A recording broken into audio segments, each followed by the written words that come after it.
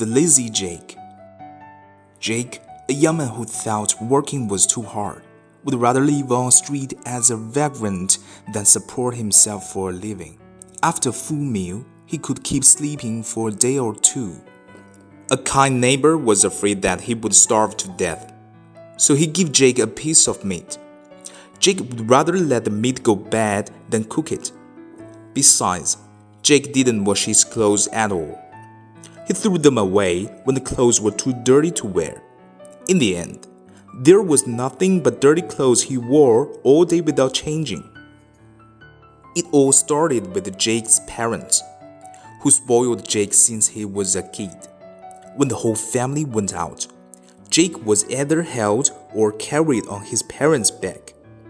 They would never let Jake walk himself when he was little. Even until he was 8, his father still carried him on the back.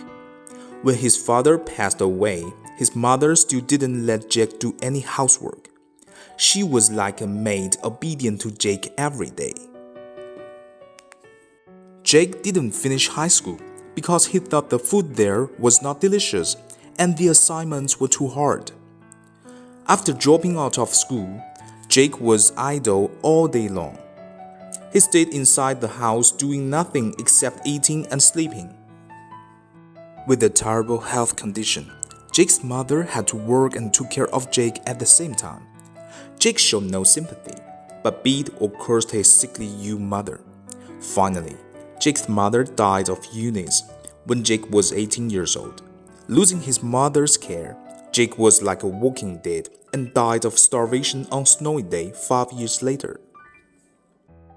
The story of Jake tells us that we should develop independence instead of waiting for our parents to do everything for us.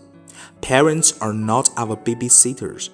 They can help us solve problems all the time.